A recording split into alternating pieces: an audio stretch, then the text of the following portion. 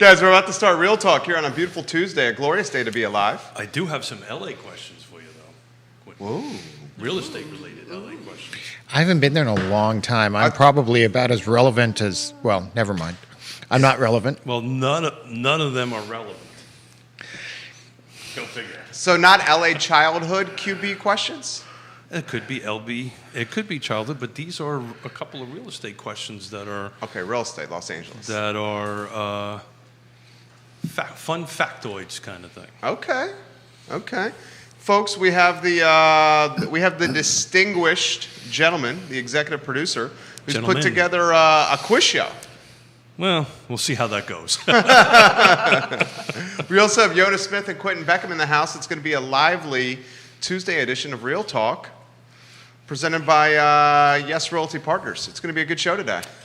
You know, you were talking about, we'll kick it off before we go live, you were talking about toys, and I came across this fun factoid, right? I'm not sure where you're going with it. That's okay. You were talking about toys and your son. Oh, okay. Right? 40% of the toys reside in American homes. How much percentage of children does the United States has in the world?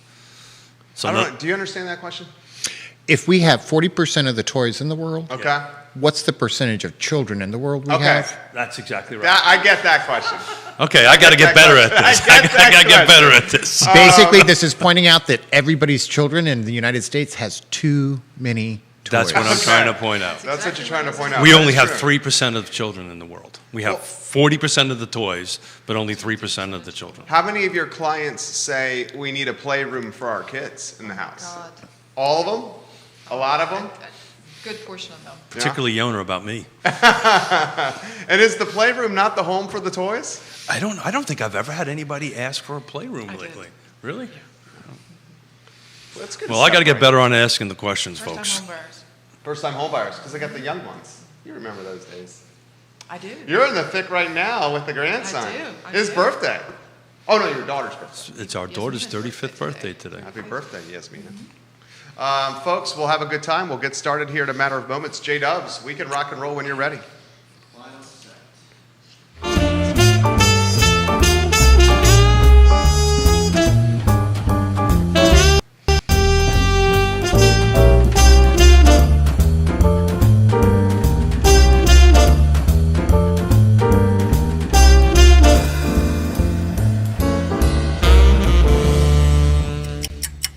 Good Tuesday morning, guys. My name is Jerry Miller, and welcome to Real Talk, an insider's guide to real estate life and the pursuit of happiness. We're live across Charlottesville, Albemarle County, Central Virginia, the Commonwealth, the country, and the world on the I Love Seaville Network.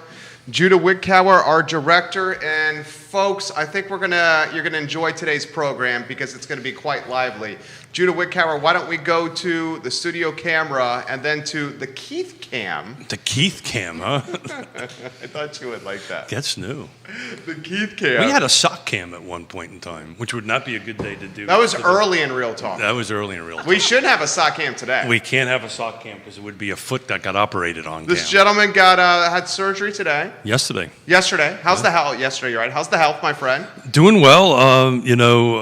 I've had a half of a toothpick in my foot for about 3 years, and I figured what lumber prices are right now, it's time to get it out, and I got it out yesterday. So we have one toothpick less in my foot.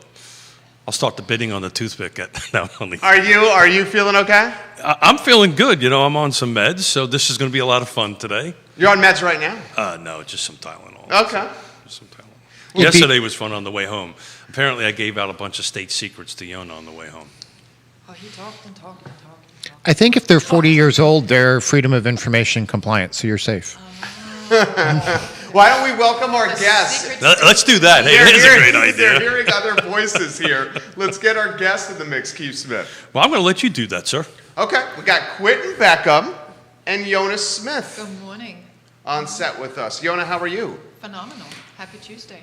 Happy Tuesday to you. May. Tuesday, May. Wonderful. Right? Great day. And your daughter's birthday? Happy birthday, Yasmina. 35 years old today, yes. So spent some time with her this morning and the grandkids, and a lot of fun. So nice memories. 35 years. So 35 what? years. That was, we talked about this morning at 12. 17. So you're not quite there yet. You got about Nope. a little over 2 hours, a little less than 2 hours before the actual moment. Yeah? Yeah. Well, That's their oldest. that's the oldest. Yeah. Born in Ottawa, Canada. I love it. And Quentin Beckham in the house. QB. How are you, QB? I'm good. Do we want to do a quick intro? Yeah, Quentin Beckham, what's good? A quick intro of yourself for those of the two people that may not know who you are. Oh, gosh. I'm not sure that there's anything worth introing, but I am the managing partner for Keller Williams Alliance and its associated business ventures and brokerage, and the principal broker for those agents. So today we're going to have fun. Everybody's got a little buzzer in front of them, and I'm going to ask some random, there you go, I'm going to ask some random questions. They may be real estate, then again, they may not be, and whoever hits the buzzer first wins. What I'm hoping to do is that some questions might come off on the feed, and Jerry, you can read them off, and we can kind of have a virtual quiz show. Show them the buzzers. We'll put the buzzers on screen. Everybody buzzer. Yours is obviously louder. Why is Keith mine louder? Smith, I don't know. You bought the buzzers. You had some insider knowledge over there. Keith Smith's going to be asking us questions. And are you going to ask the questions? I think we're all going to throw in. I'm going to kick it off. Okay, so I've got a list of questions. Do you know we're coming up with questions today? Nope, they did not know. I did not idea. know that either. No so idea. Keith has a list of questions. I do not have a list of questions. Do you, Quentin do. Beckham, have a list of questions? No, but I can make them up as I go. Okay. There you go. We're going to start off So with... why don't we go that way then? We can go that way, or we'll Okay. just chime in. There's a fun little fact. Do fun it. little real estate fact. Do it. In the country of Scotland, when you pay off your mortgage, what do you do to your house? So whoever knows hits the button first. So in Scotland, there's a tradition. When you pay off your mortgage, you do something to the front of your house. Anybody know? I know don't you know. know. I know, Mrs. so I'm Smith not gonna- knows the I'm gonna- answer to this I question. do not know. I do not know. No, I get. You paint your door red. So if you wander through Scotland, so every red door you see, they paid their mortgage off. Red door, you knew that. I did not know that until he actually pointed it out. Okay, So this- if you pay your We're a little- mortgage off in Scotland, you paint your door red. Yeah. Wouldn't that raise your insurance premiums? Don't you think? You're telling everybody in the world. I have no idea, but Do you it's think that would raise their insurance premiums? it's Scotland, you I know. think in the market that we're in, that would be very So interesting. these are the kind of questions you're going to get, Mr. Beckham. He's studying all this data stuff. I mean, imagine if you were to do this here. You don't really need to do any marketing as far as putting your home on the market, right? There's enough equity in the homes, and you can just put them on the market. Red doors when your home is paid off. I wanted to start off with something really fun fact that not most people knew. I mean, that's tipping off a lot of people that you're sitting on some money over there. If your house is paid off. Or they're just proud of the fact that they pay the house off. I don't know, but in Scotland, if you wander around, every time you see a red door, the mortgage is paid off. There you go. There you go. So does that mean it's Quentin Beckham's turn for a question? We can try that. Mr. QB, you want to try one? Oh, Lord. You know, I'm not sure where to go from there. We get studies from NAR that tell us about home buyers and what do they look like and how do they operate. And, you know, thousands and thousands of home buyers fill these out. So I'm curious, what percentage of home buyers do you believe started their internet search online? What percentage of home buyers Started their home search on the internet? I would say over 85%. Okay. 95%. 95%. Okay. Is this an auction? How are we auctioning This would here? be Price is Right. Actually, I think it's lower than that. I think it's around 50%.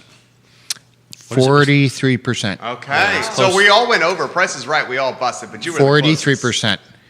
Now, they also do demographics. So they break this up by age groups. So 20 to 30, 30 to 40, 40 to 50, yada, yada, yada. What age bracket had the highest percentage that started their internet search online?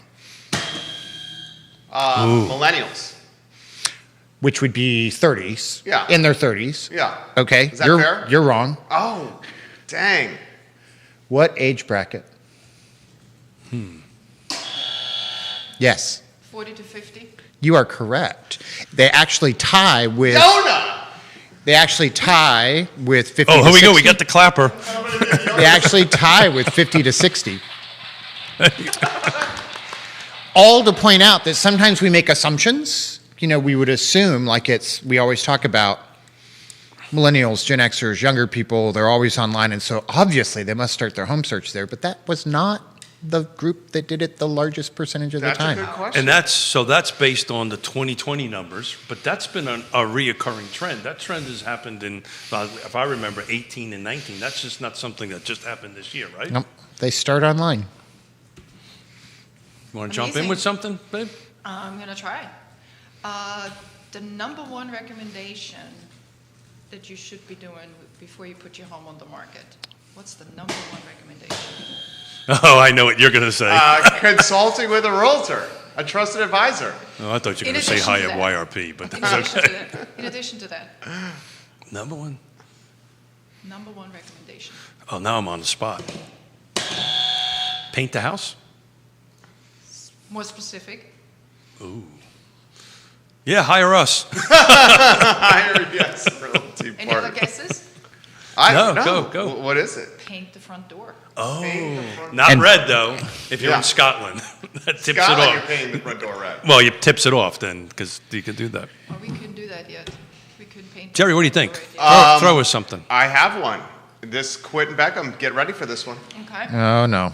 Oh, yeah. What is the oldest active brewery in Central Virginia? Oh, Oh, yeah. Now, see, I'm not a beer drinker, The so oldest active brewery in Central Virginia. The brewery in Central Virginia that is the oldest and still active.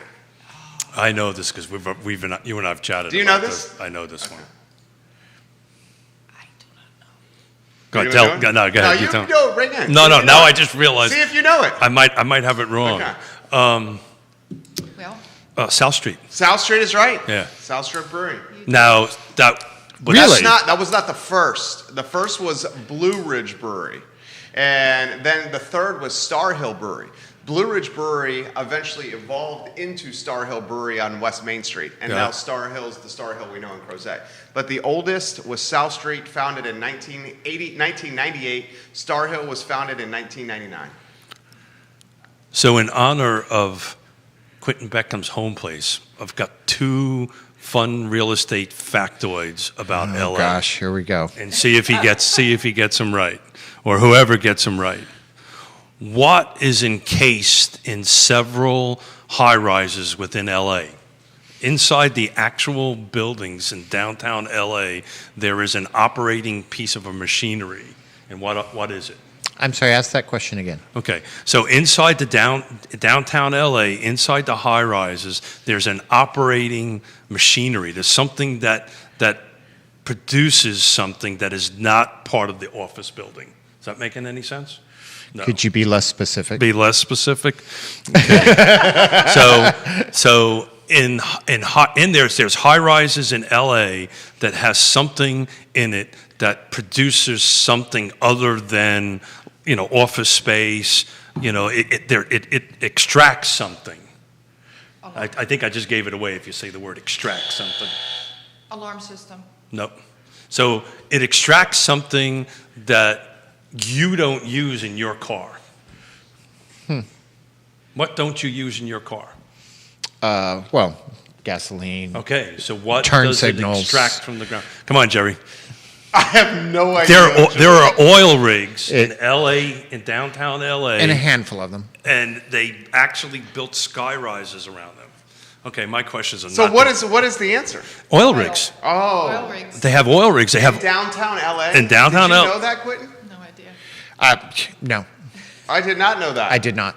Okay, let me try a different LA question. What Maybe I I'll- actually found more interesting is the springs that are underneath the building so that when the ground moves, the building does not. There's a lot of Oh, yeah, that's- anti-sway generators at the tops of the high rises that are basically counterweights. I Okay. find those more interesting That's where because Quentin grew up, right? gasoline's everywhere, but how often do you get to see a building fall over? I think we're going to see gas prices go up here. They're up like 3 cents, but that's mostly from the pipe shutdown. Yeah. But they have yeah. they also have adjusted it. How many days does it take for the gasoline, when they turn the pipe back on, to get from Texas to the East Coast? What's the answer to that? 1 gallon of gas. For the starting line from when it starts in Texas to get to New York? 1 day. No. It has to be longer than that. How long is that? It's 18 days It has to be. 18 days? from the time they turn it back on. Wow. Dude, who thinks gas prices are going to eclipse 325, 330 next week? I don't think so. You don't think so? No, I don't think so.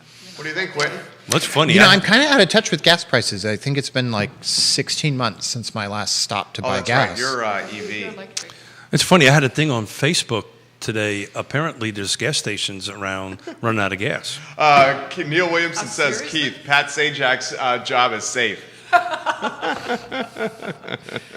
Yeah. I love you too, Neil. Guess what you're going to get on Friday? More of these, Neil.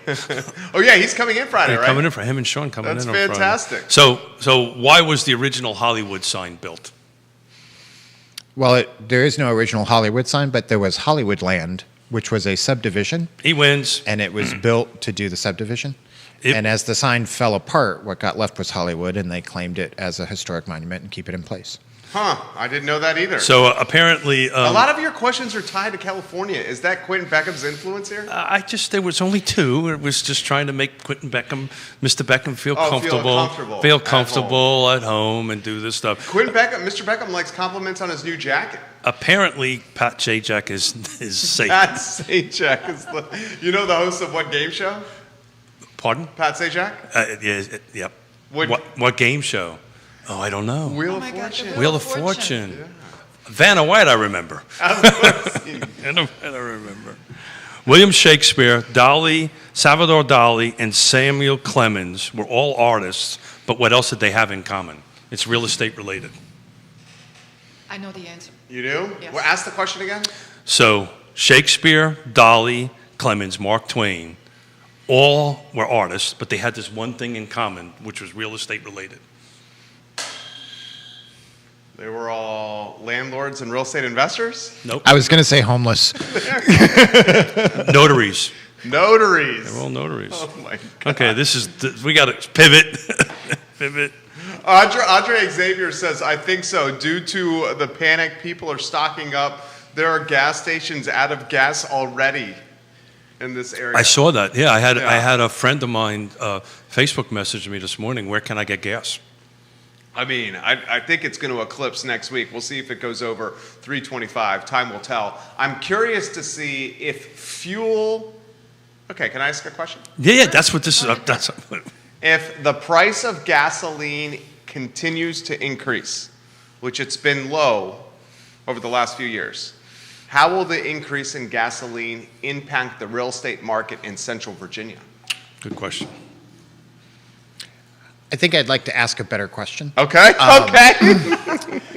If gasoline fuels everything in our economy. Petroleum products, they fuel everything in our economy. So how would the rise in gasoline prices affect the economy Yeah. Overall, overall? Well, my question was based on this. I thought you guys may respond by, if gasoline prices uptick, maybe the drive to you qualify mindset gets dampened a little bit. Because we've talked about when gas was well north of 3, approaching 4, that 40-minute commute from the other side of the mountain to Charlottesville has a little bit more, should I really be doing this? but to it? I think there's two factors that are different the last time when this was approaching $4 gasoline. Okay. One is what Quentin drives, an EV. Sure.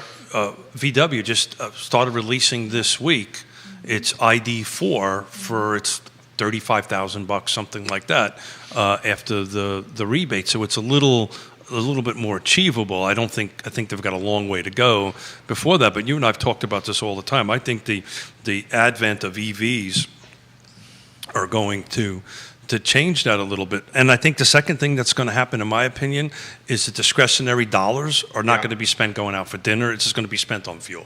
What do you think, Yona? I would agree to that. I really would agree with that.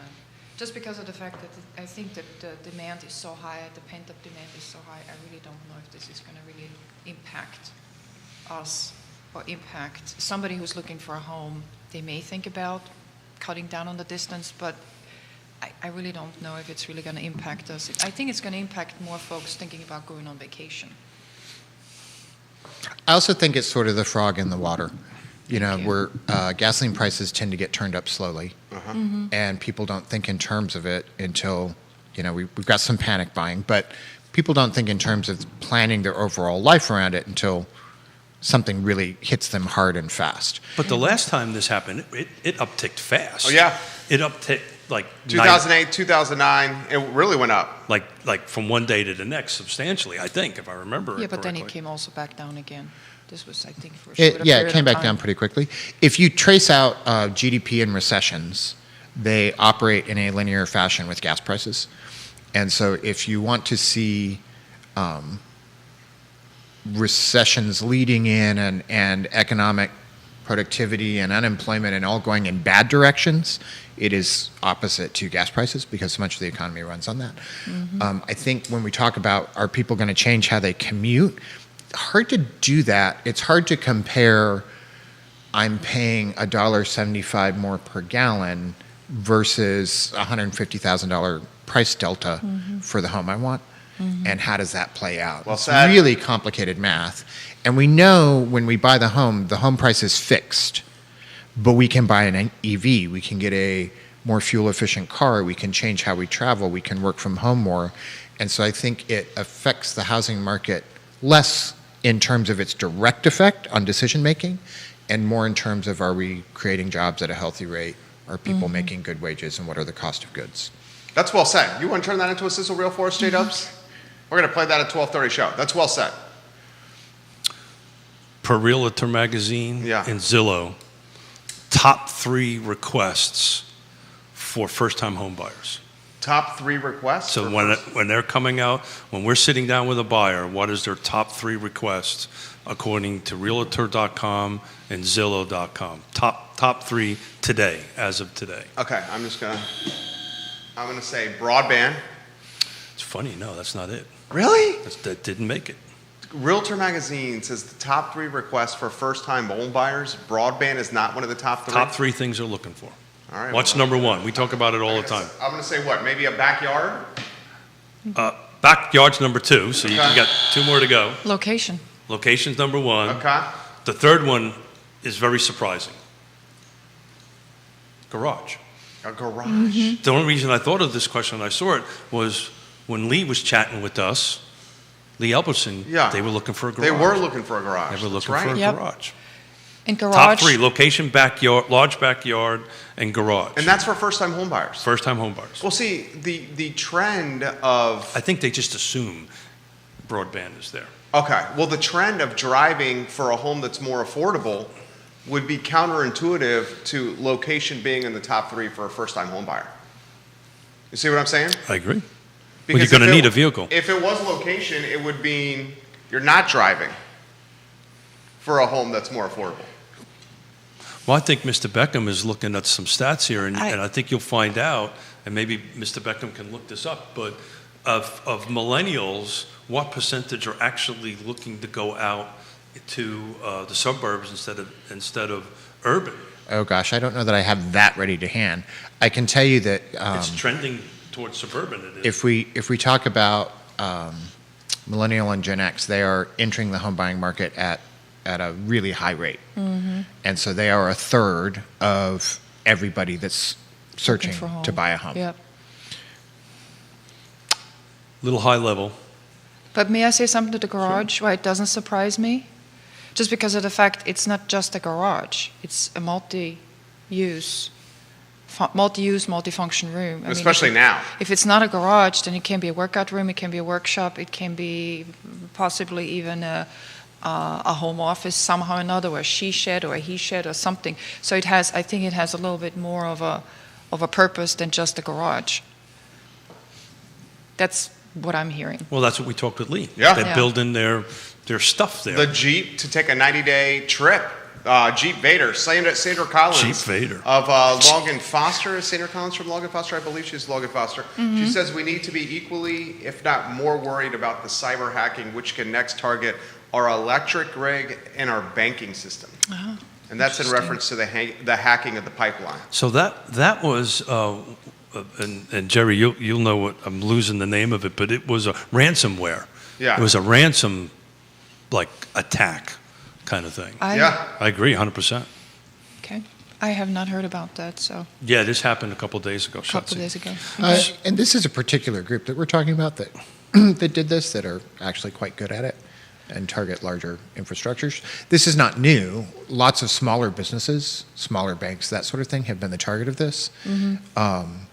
And I think, as with all threats of this type, you're going to see an acceleration in ways to defend against it, 100%. and probably things that a real estate agent doesn't know a whole lot about,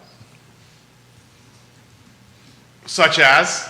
such as software protection, Yeah. darkware, hacking. Yeah, the dark web. If you want to know how to find a garage in a certain location, I'm your guy. If you want to protect your business against being hacked, probably call not. QB. Probably not me. Yeah. Mustache Dan Pettit, welcome to the broadcast. Good. Hi, Dan. So, CDC, Yeah. 2010, there were 2 million marriages.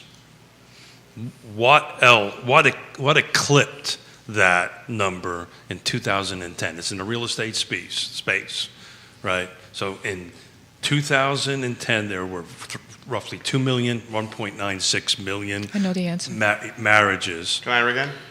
Go ahead. Can I Go take a ahead. guess on this? Go ahead. Is it real estate related? Real estate related. Foreclosures? There you go, brother. Foreclosures. There were 3 million foreclosures in 2010. 2.9 million. I rounded it up to 3 million. And there was 1.96 million marriages.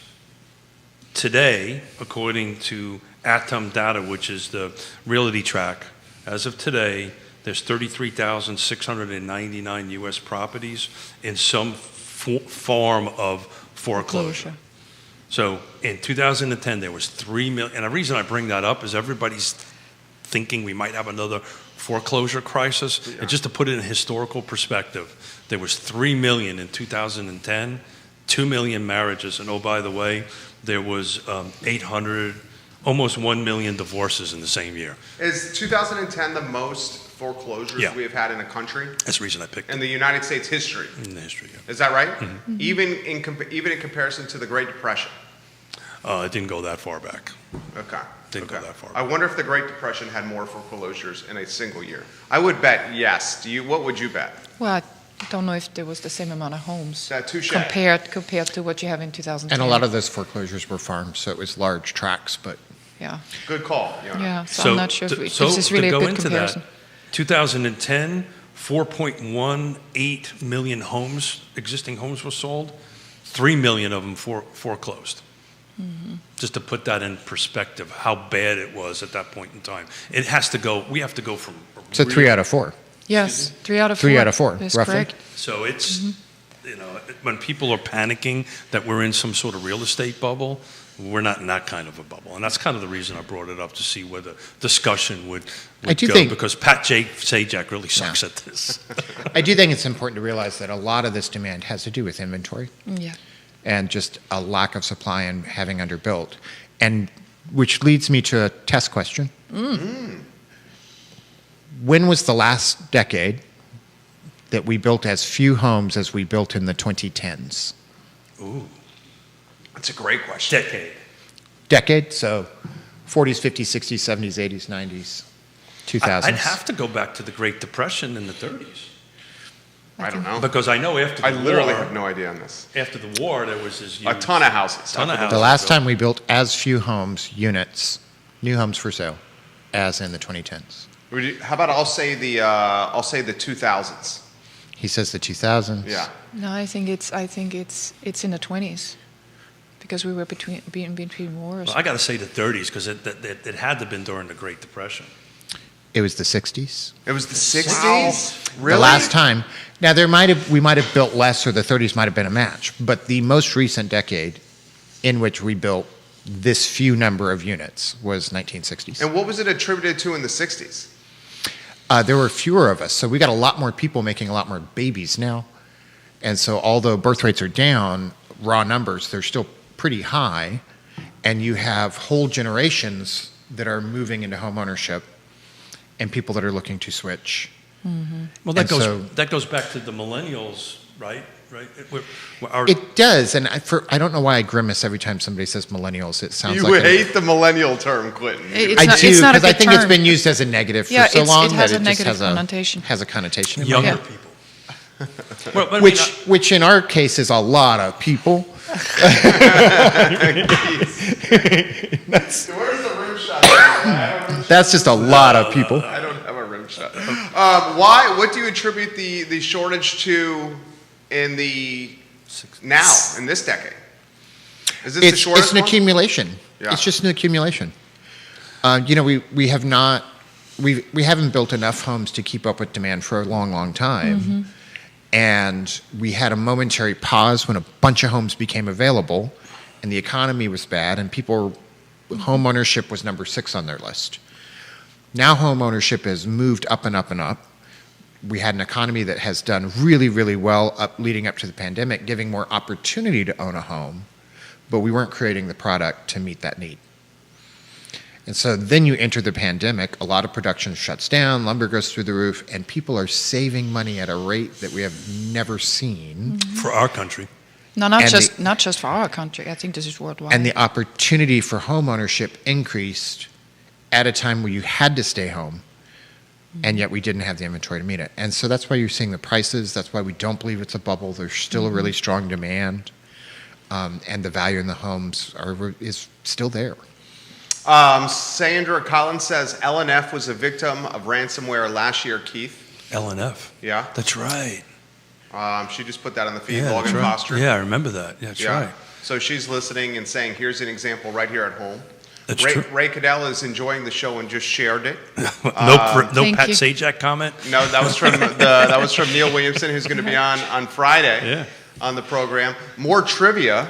Yeah. Go ahead. People are asking Yeah, for. please. That's more trivia. Yeah. So, Frank Lloyd Wright's son, John Lloyd Wright, created what toy?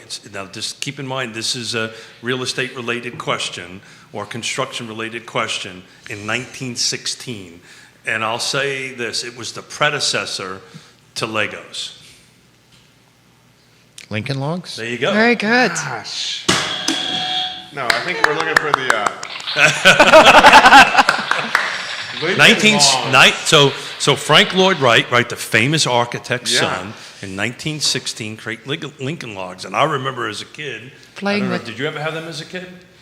Yeah, my brothers and I used to beat each other with them. I can see that. And in rare moments, we built things. We were so poor, my mother and father gave me pencils and said, have fun. You know, one of the girls- advantages of Lincoln Logs is when you stepped on them barefoot in the middle of the night, they hurt less. Although you had Than a Lego. greater percent chance to trip. That's right. But Lincoln Logs or Legos should be torture. So this one's a little, we'll see how this one goes. This may fall a little flat. Okay. President Washington, Lincoln, Adams, and Jefferson, other than being president, had this one real estate thing in common. So Washington, Lincoln, Adams, and Jefferson all had this one, it was real estate related Okay. thing in common. They stole land from indigenous people. That's true. They- That counts. Okay, that's not the answer, but Did Lincoln steal? Oh, he did with the Louisiana Purchase, right? well, technically he bought it, but it was a pretty darn I mean, I good think deal. he got it from, but that was from the French. He bought it I from guess the the French. French stole it from the Indians, from the indigenous Yeah. people. Yeah, but didn't he get the Louisiana Purchase? Was it for $1? Oh, He- it was some he did, he negotiated that. ridiculously cheap amount. What was so the- what I think I think. Sorry, you got it? I screwed it up. But No, go ahead. that's I She rang the buzzer. He's the snarky, smart kid in the back of the class. He is the Yeah. quiet Wise one. ass. The quiet one. so hold on a second, Mr. Wise Ass. What do you think? Snarky, What do you think it snarky, is? snarky. I think he got it right. Yeah, I've given my answer. You're giving your answer. That's not it. Yeah, Mr. Congressman. I think I will stick with my original answer. They owned homes in Virginia. That's not it. Did Lincoln own a home in Virginia? He did not. Okay, that's what I just said. Maybe that's was They my were all answer. land surveyors. Oh, they were all land. Well, that makes a lot of sense. Yeah. They were And not what was it? architects. Stole land from indigenous people. Yeah, I just So yeah. then Okay, be nice, guys. I'm just having flashbacks to Eddie Izzard. You know, no flag.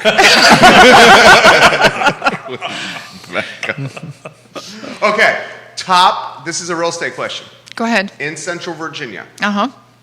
what are, in no order, the 5 largest neighborhoods or subdivisions by rooftop count Largest, Yes. Central Virginia. in Central Virginia?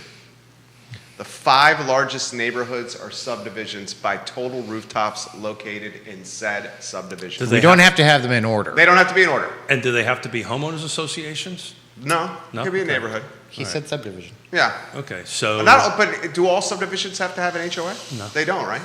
No. They don't have to have, Yeah. no. well, Lake Monticello would probably be the largest. That's one. That's the largest. Yeah. And what did you say? That's 45? 4,500. 4,500. 4,500 homes. Okay. I would say second would be, boy, it's probably currently Yeah, built. yeah, built. Spring Creek is I- up there, but I don't think Spring Creek is as much as Glenmore. Glenmore is 870 rooftops. I think Spring Creek is more than 870 rooftops. It- What about Old Trail? Yeah, I would say Old Trail. Old Trail has more than 870 rooftops. It don't you is. Say think? Old Trail, yeah. Do you think? Is that right? I don't know. I was staying out of this. I figured you had the answers. No, this is off the top of my head. I have Oh, no so you idea we just were came doing up with that? trivia. I have no idea we were doing Yeah, I failed to tell the. that. We were asking questions too. Well, I would say it's Lake Monticello. Lake Anna? well, that's not Central Virginia. That's, Lake Anna is Central Virginia. It is. That's Well- Louisa. Louisa, huh? well, it depends on what side. That's true. Some of it is in Fredericksburg, you know. I wouldn't Do we say- get any answers on the feed? What do you think? Feed, help us out on here. Which Does subdivisions Forest is it in Lakes Virginia? play in? Forest Lakes. Yeah, there you Old go. Trail, Forest Lakes. Spring Creek. I think all those are bigger than, have more than Glenmore. So while people are thinking about that, Yeah, you got another one? the Seattle Kingdom. This is kind of this is a sport question, so we'll see how Mr. Miller does on Okay. this one. Was built in '76. It was the most expensive building ever, a sports stadium ever built. It was not paid off until how many years after it was demolished? 10. No, 15 years, man. Okay, that's They a hell of a demolished that. question. They demolished that, and it took 15 years after they demolished it to finish paying it off.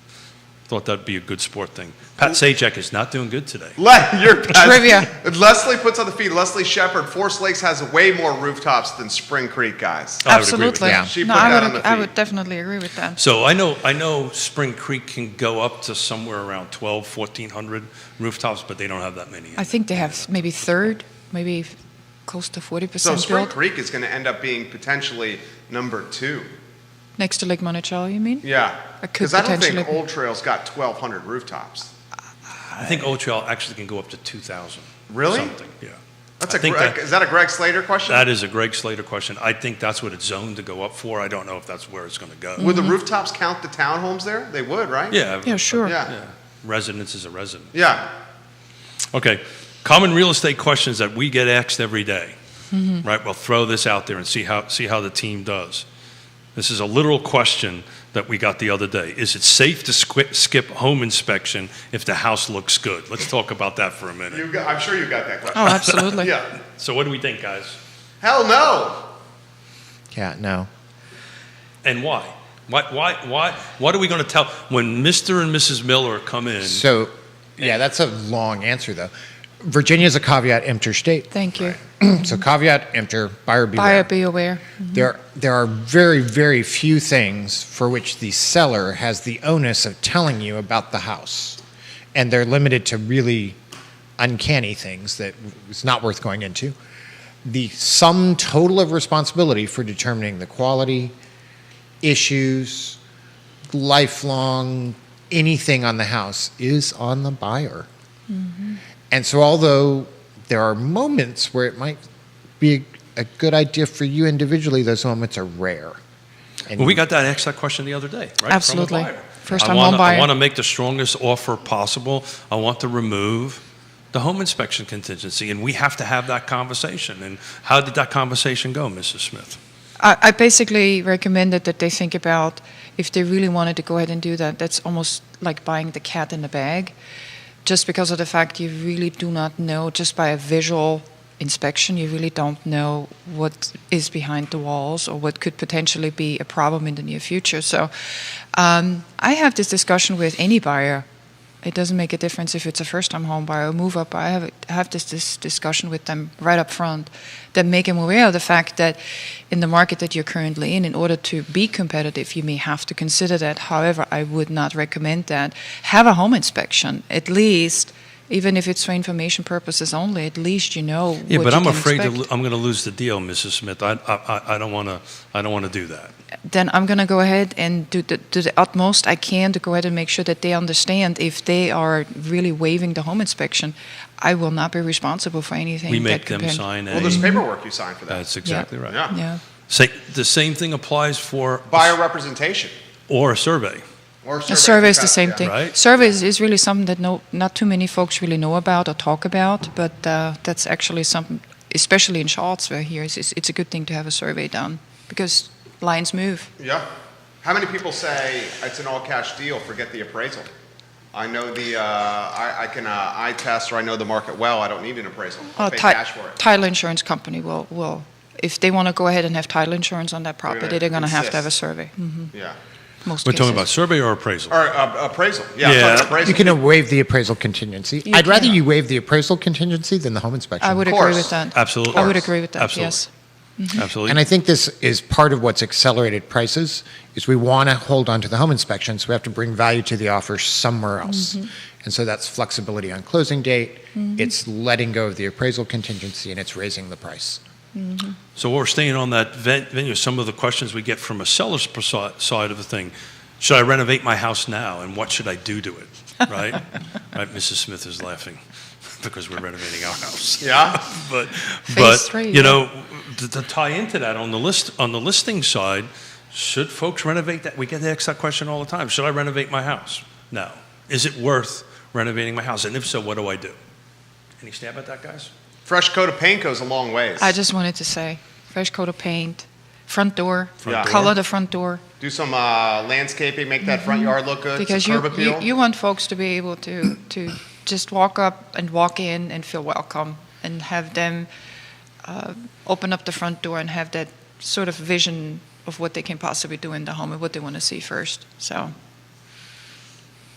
I mean, we can go down the list. I don't know, Quentin. I mean, there's surely some other recommendations. More but- than half of everybody that bought new construction last year cited as their number one reason is that they didn't want to renovate or repair. They Bingo. did not want to have a fixer-upper. And so I think there's a huge contingent out there that do that. It is frequently the first home that's stuck on a lot is the best configuration for that lot. And adding on to a home takes away from something else you wanted. You love the big backyard, and now it's gone. There's lots that plays into that, and so a lot of times, just in terms of ease of use and value, finding the home that matches what you want and switching is better and easier than adding on. That equation might not have been true for the last 14 months. There was a lot more home renovation done in the last 14 months. There was a big uptick in that, just by virtue of the fact that going on the market and finding the next house was kind of scary. Mustache Dan Pennant says, to make the offer a little more appealing, can you remove the 3-day right of revision on an HOA? You cannot. That is against That's a the law. law. It is impossible That's a to law. waive. Great question, You Dan. cannot do Dan that. Pennant Dan right was there. trying to trick us up Yeah, here. I know. I think he was right there. Is That was what a it little. That was a little trick up. Let's see if they're Trick paying question attention. To see if Pat's saying Well check played, was paying Dan. Well attention. played, You can Dan. all sign things that say you waive it, and it is not true. It is not enforceable. Mustache Dan. I'll tell you what. Along that lines, as a follow-up question, let's assume you're never given it, right? The HOA package. You were never been given an XOA package. You never asked for it, and you close. Do you still get the 3 days? Not after you closed. So, for some reason, Not after you you closed. never were given an HOA package. You never asked for it. It all of a sudden it closes, and you're done. Can you retroactively, blah, blah, I can say it, go back and say, I'm out? So the principal broker in me wants to give you the attorney answer. Sure. It depends. But as a general train of thought, if we boil it down to the simplest of things, you would maintain your right of refusal up until the time you signed all the documents. The deed is recorded. So Actually, you don't even need a deed recorded. Once you've That's closed, interesting. Yeah, once you've closed, you've bought the house. that's exactly The right. deed can get lost You in the lose- mail or burned up in a fire, or you can use it to wallpaper. You Good thing. you Mustache Dan Pettit admitted it was a trick question. I know. And he Oh, wanted to we see know if Dan. You knew, Dan's- and you guys did. Dan's trying to trip up Sajak here a little bit, but you lose your right. So that's an important thing. And to follow up on that question, though, where it's different than that, right? So sometimes some subdivisions do not have HOAs, but they have covenants and restrictions. Are you obligated to be told that there's covenants and restrictions? He's going down. And if you close without knowing that, are you bound by those covenants and restrictions?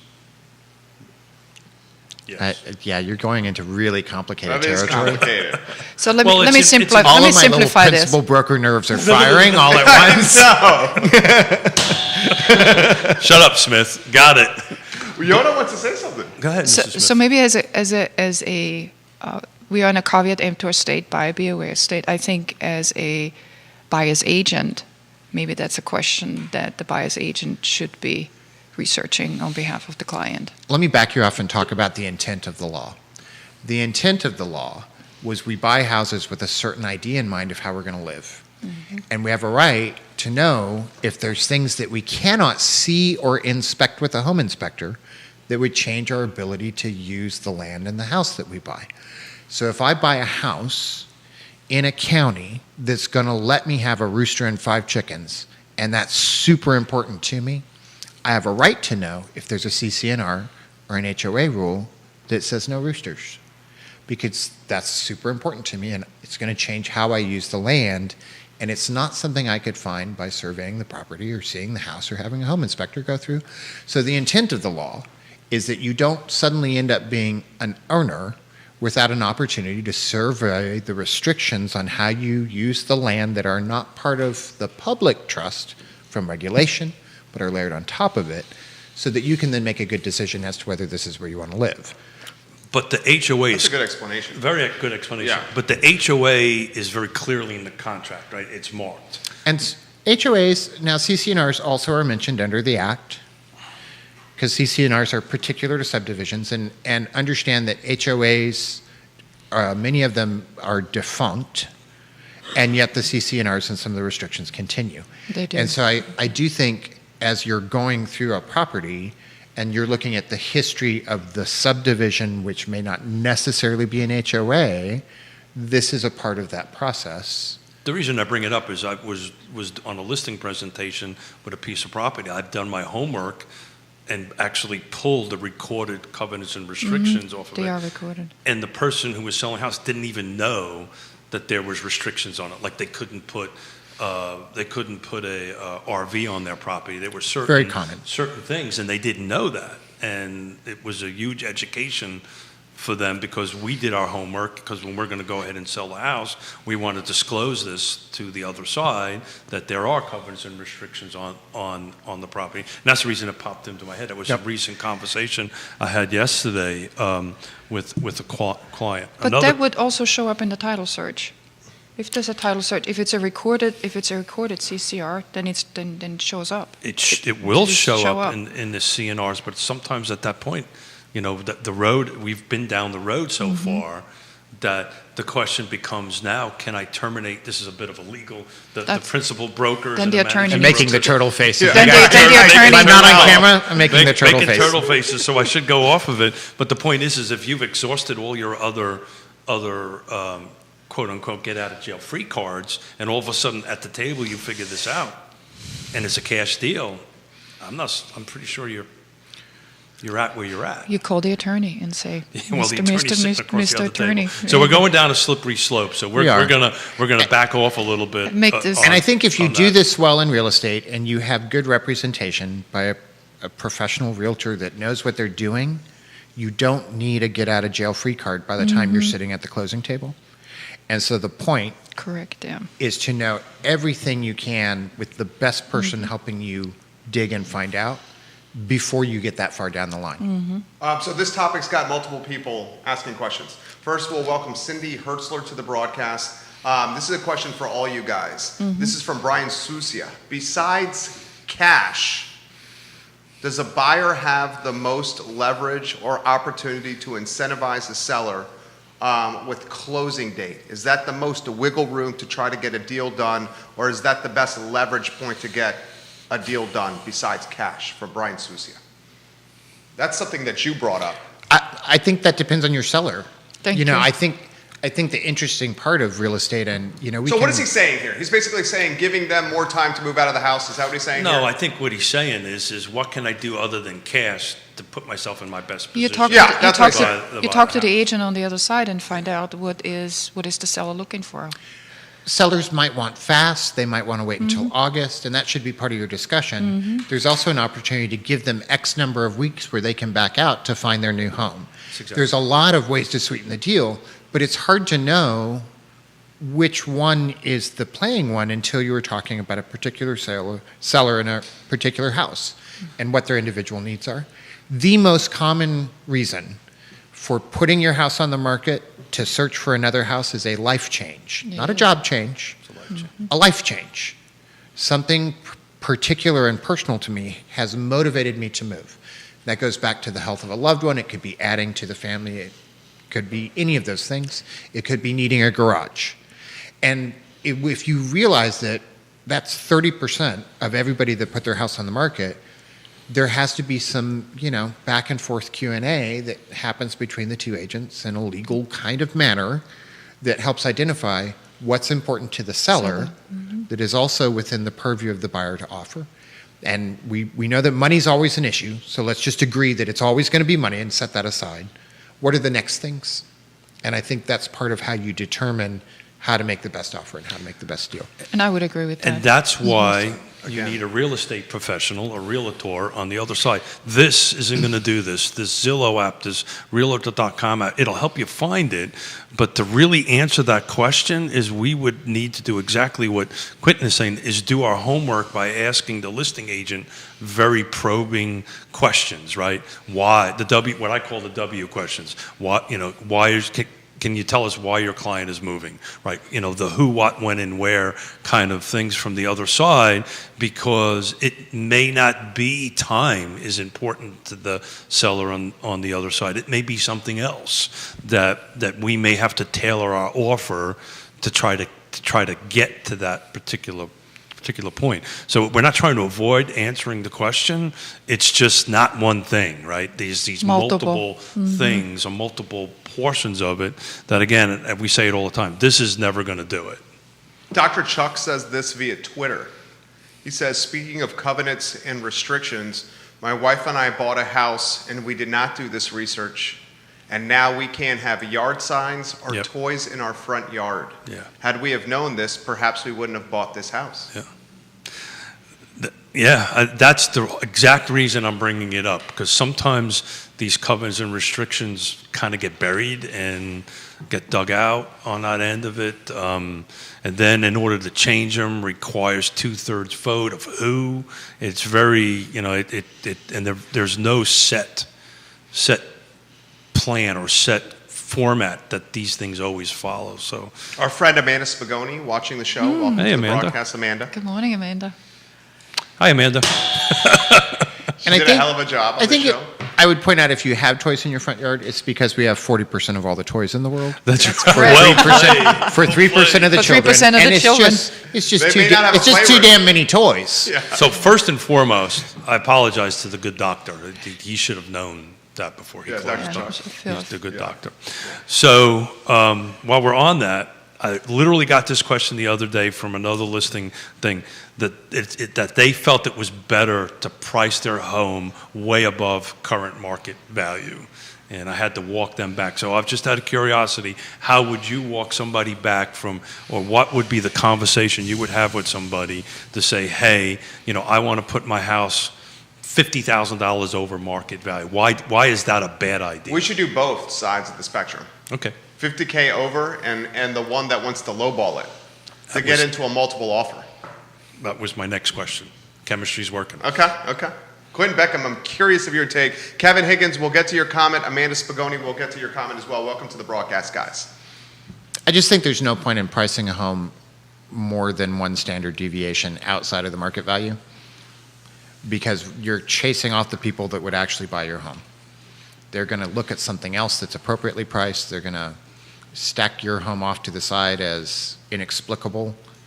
And inside of 10 days of that moment of listing, remember, homes are selling, 54% of the homes in the country are selling in less than 2 weeks right now. 43% are selling in 7 days. Why would I want to still be on the market at day 14? And what would that look like to people when they're, most of them, the first time they're going to see my home is online? Mrs. Smith? I would wholeheartedly agree with that statement. You have a first-time shot. Make sure it's priced correctly, and have that buyer's attention on your home rather than another So home. before we take out a buyer, what do? We do a ton of homework, right? We do our own market research, and we actually will have a discussion with the client and say, look, we feel that this is X over the market. And what you'll find out, at least in our experience, most of them, they'll take it immediately off the list. They'll just take it off the list. Well, or the question comes up, why is it still on the market after Why is it still on the market? What's wrong with that? Why is it overpriced? It comes off, it immediately comes off the list. On the flip side of that, we could deal with buyers that even in today's market want to make offers that are substantially below list price, right? And you have the same exact conversation with them that will hold it. This is where the market is. If you want to have an opportunity to win, be competitive, yes. win, you've got to be competitively priced. I also think it's important for sellers and agents to realize that you enter a sale with a certain amount of leverage, and it's not an unending bucket. And if you price at the very top of the market, by the time you convince somebody to take 94% of your list price because you were so far over, you have now used up every ounce of leverage. You probably have a full-on home inspection, you've got an appraisal contingency, you've gotten every restriction available in the contract and a few others, including I would like possession of every toy in the front yard. Instead I knew that toy thing would be a hit. And so you're under contract now with all of these things, and you're at step number 4 in a 36-step process, having used up all of your clout on step number 4. So before you ask Amanda's question, And Kevin Higgins. there's actually 3 or 4 here. I actually have a question that Amanda will know. For Amanda Spagoni specifically. Oh, she will know this. She's watching. What percentage of realtors are women in the Oh, we United talked States? about this when she was on the show. Yeah, what percentage of realtors It for my astonished 2 me. guests? I think Amanda's answer would be not enough. Okay. Well, I think Amanda said, you go. At least 70%. Yeah, I think it was Oh, over. you're it was awfully more. close. I think it was 72%, right? 63. It was 63? Are you sure? Amanda, is that percentage right, Well, Amanda? what I two-thirds. researched this morning, per NAR, it was 63%. Okay, so that's national. National. Car, it's higher. Car, I do not know that number. Car, I Quentin, do think- you know that number for car? No. Amanda, do you know Amanda that knows number? that number. Amanda, I what's would the think it's percentage in car? Closer to 80%. I think it's 72%, I remember her saying. It could be in car, but for nationwide, it's 63% are females. 67, she just put it on the feed. Amanda 67. Spagoni, you're amazing. She said So we're 67. above normal. We're above average. So is it Two-thirds. 63 national? 63, according to my research. Okay, 63. here's a really good question. What percentage of realtors in car are people of color? Ooh. Not enough. That's the short answer. So one, we don't track demographics in a way that would allow you to have a real answer to that question. And there's pros and cons to tracking demographics. Okay. I can tell you it's a lot less than the percentage of persons of color who are in our community. So if you're a minority, odds are you're underrepresented in the Association of Realtors. And that's something that is very near and dear to our hearts. Right. And that we would like to change, because frequently you need, if you're going to address issues that are related to ethnicity, race, or socioeconomic status, you need those voices at the table Correct. Yeah. in a fair number so that you can get those perspectives and those points of view. Oftentimes I find as I enter into these spaces that the thing I'm really excited about, we're going to help you because we're going to do this, that is not at all what they want or need. That's true. Because I'm looking in from the outside and just don't have, the full spectrum of understanding. And so, we're working really hard to have better awareness, better education, and more voices at the table so that we can do a better job as time moves on. I was talking with Alex Serpi about this, president of Forward Adelante magazine. He does Today y Mañana on this show. He said there's one Latino realtor in CAR. One. And that person is part-time, not a full-time agent. And he went and asked the community. Yeah. He polled the community. And the question is why? That's the question. I don't know the answer to that. I'd love to know the answer to that. Why? Because if you can figure out why, then you can figure out how to change it. And I believe there are 3 African-American realtors in CAR. I think we don't have the real numbers I just wanted to because say we this. don't track it. Yeah. And I think if I were to go down a list, I could contest the numbers you just gave. Okay. I think what's important is to know that whatever the numbers are, they are not enough. Yeah. Exactly right, yeah. If you're to walk away from this show where you've been given lots of useless trivia that has scattered around the map of topics and relevance, Toys. and you're going to walk away with remembering 2 things. 1, your child has too many toys. And 2, our minorities are underrepresented in a lot of arenas, which includes the Charlottesville Area Association of Realtors. Yeah. And at least for the Association of Realtors, whom I can speak for, we're committed to changing that. And I don't always know all the ways forward, but I know that we have lots of people helping us look at that map. Katie Pearl, Katie. Keller Williams. Hey, Katie. She says, I'm a Latina as well. Cuban-American descent. That's right. Yeah. I'm Cuban-American as well, Katie. We had Nice a job. great conversation about Cuba the other day, Katie and I. Yeah? I was She excited says, I'm about it. Cuban-American as well. Kevin Higgins has this question, which frankly, multiple people are asking this question on the feed. This is on LinkedIn, Twitter, and Instagram. Kevin Higgins just put this on here. For those employed in Seaville and are looking to purchase homes around the areas like Waynesboro, Stanton, Fluvanna, does the current gas fare prices impact sales in those areas? So we talked about that in the beginning of the show. Yeah. Folks are chiming in now that are watching in the middle toward the end of the show, and it's the gas price fear question. I think this is going to get momentum, guys. Yeah, I think it's a fair question, but I think that we're thinking about it on the wrong side of the equation. The gas price doesn't determine demand for the houses, but it does determine ability to buy. So, gas impacts you in ways that don't just relate to your car tank. They impact you in the price of groceries. It impacts you all over the place. And so as gas prices rise over time and those ripple out, your overall budget is affected and your buying capacity is affected. That will affect you more than that tank of gas and commute time going over the mountain. It also impacts cost of construction, right? And we were talking It about impacts the whole supply chain. Yeah, absolutely. As he said in the beginning of the show, the entire American economy is associated with gasoline. And I think we could pull on economists that we could talk about this for hours and still not have a really super well-defined way forward. But I do think if you think about how we are structured, petroleum products, gasoline, all of that. Run the world. It has huge impact on our economy. Ask Amanda a question. Amanda Or Spagoni's I'll watching. ask the question. Sure. Women Council Realtors, I can't remember the year it actually was started. 1918 rings a bell. When was the Women's Council of Realtors started, Amanda Spagoni? And If the you could put reason- that in the feed, that would be huge for us. And the Multiple people are still asking about gasoline here. Yeah, okay. So, no, go ahead. I don't mean to interrupt you. Yeah. So the only reason I'm just thinking out loud is that we're up to 63% women, and I believe when it started, there was less than 8%. So I remain hopeful that this, diversity in our field will hopefully increase over time. We did it with women. I think we can do it with other ethnicities to get through. That was just my comment on fuel. Spencer's asking this question: could this be what we need to balance the market? Fuel. Yeah. Balance the real estate market. I think Quentin is right. I think the overall market, I think what you're going to see, and I've said it earlier, and it's what happened when 08 and 09 it went up. People, restaurants are going to get hit again, right? People just won't go out to eat as often because they'll have to put their discretionary dollars in their tank.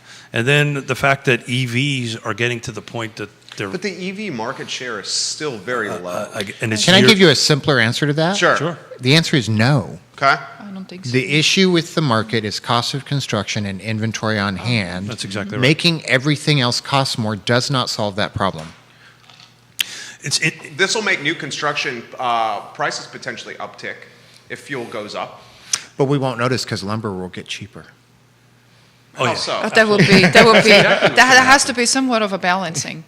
Do you But really it's- think that? but it's in- Or that was a joke. That was a joke, right? No, lumber's going to come down. I think it's It's a gonna joke come with down. some truth behind it. Is lumber going to come down, or is this just going to be the new price for No, lumber will come down. I've been in Do you this. think? I've been in this for over 3 decades. It's always cyclical.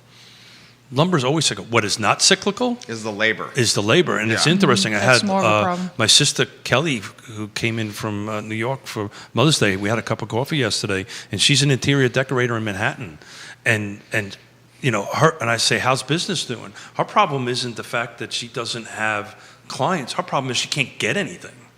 Right? There's a shortage in containers. There's a shortage in drivers.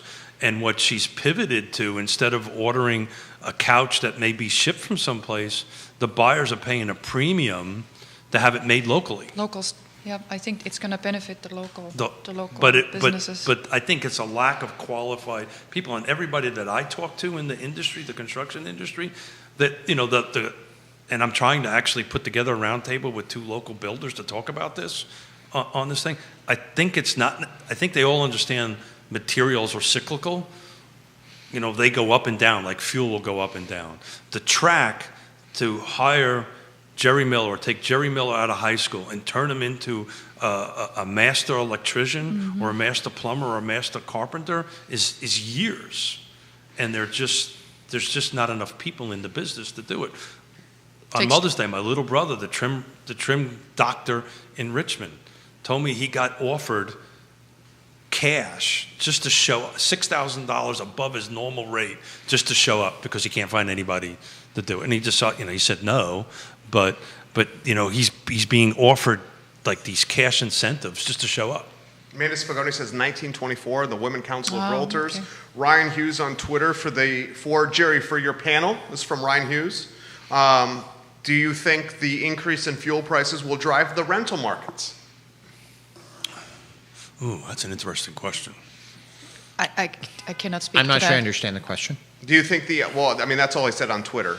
So I'm assuming what he's saying is if the increase in prices is going to get more people to rent.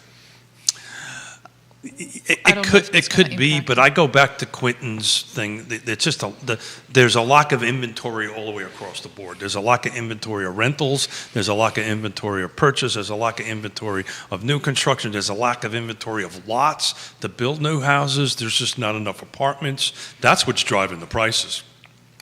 It's simple supply and demand. I think what'll happen is, and I just keep on saying this, they're just not going to go out to dinner that often.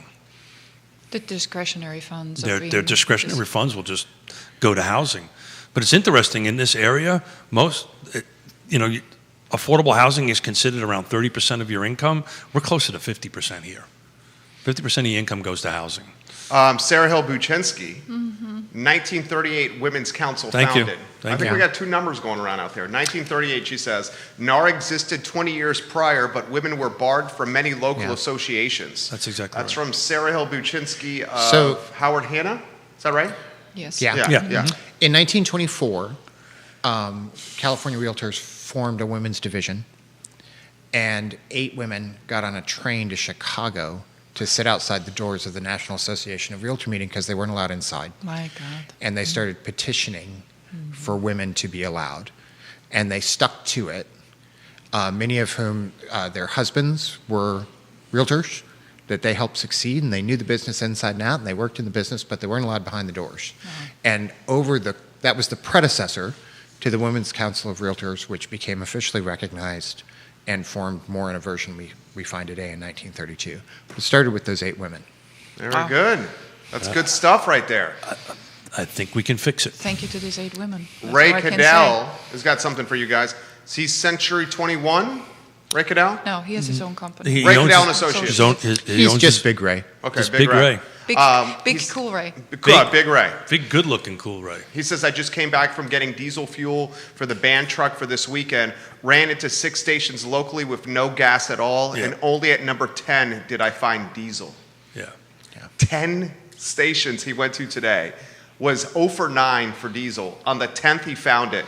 And before he did, he found 6 stations locally that had no gas. This, you see what's happening here. And that was the Facebook message I had before I pulled out of the house this morning. Where can I buy gas? Mrs. Smith, how much gas we got in your car? Plenty. Plenty. You filled it up? We're going to contribute to hoarding. I can see it now. Yeah, I know. This is the new toilet paper. This is the new Clorox wipes. This is where we make a problem. Gasoline. I also think that we're prepped for this. I went to Costco this weekend and I Well, realized... our electric vehicle is. I drove my electric vehicle to Costco, and I realized that I bought paper towels and a lot of paper products in general and things that don't go bad. That when I got home, I had plenty, but like my pandemic brain was still working, trying to be sure that I didn't have to go back to Costco for 6 weeks. And I bought a lot of stuff that I didn't need. And there's probably people with gas cans doing the same thing right now. You're probably right. Dave Warwick, the brewmaster at 3 Notches, watching the show. Kevin Higgins says, panel, given the current lumber increase, does the increase home insurance costs and does that impact sales? Ooh, that's an interesting question. He's basically saying with the lumber being more expensive now, does that increase the cost of home insurance and then could that impact sales? So the home insurance is just going to be based on the sales price, right? So obviously, if the sales price goes up, the home insurance goes up. But at the moment, it's really incremental. It's not a huge percentage number. Well, the increased lumber is impacting the new construction, not existing construction. That is correct. Yeah. So new construction sales are going up. What is it on average between 25 and 30K? Is it that the number I read? I've read 35,000 the other day. Okay, 30, so 25 and 35K. On a single-family detached. Single-family detached, right. That's a hell of a lot. But let's be clear. The way out of the situation we're in is not cheaper lumber, it's not cheaper gas, it's not cheaper home insurance, and it's not a lower mortgage rate. They're contributing. The issue is the number of houses and the length of time from the time a developer files a permit till somebody can put furniture in the door. Yep. So all of these other topics are interesting, and yes, they play into if I'm going out to buy a house tomorrow.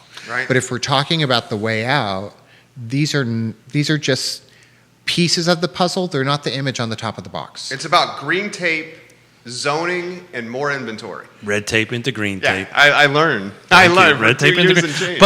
But it's a real thing, and folks that are not in the space doesn't understand this. As those know, I'm part of the engagement team for UVA, and I was in a meeting last week with them, and the consultant is a developer up in Baltimore. And I raised my hand and I said, guys, do you understand that it's going to take, they got a 10-year plan. It's going to take 5 years just to get through the approval process to start putting these products in the ground or start just developing. And they really didn't understand that. They just assumed once their decision was made, this was just magically gonna happen. But you're 100% right. It's we went from, and prior to 2008, roughly 2 million new construction. Then it dropped down to 400, in 2010, and we're now back at 1.2 or whatever it is. We spent a whole decade of under building, but it's the timeline that takes forever. It'll take you 2 to 4 years just to get through the rezoning, site plan, and all that fun stuff, just to get ready to build. Oh, guess what happens in that time period? Oh, all the costs go up. The market changes. The market adjusts. Right? Cost of goods go up. Labor. We need to figure out a way to get a path quicker. That's, look, there's a reason why all these systems are in place, right?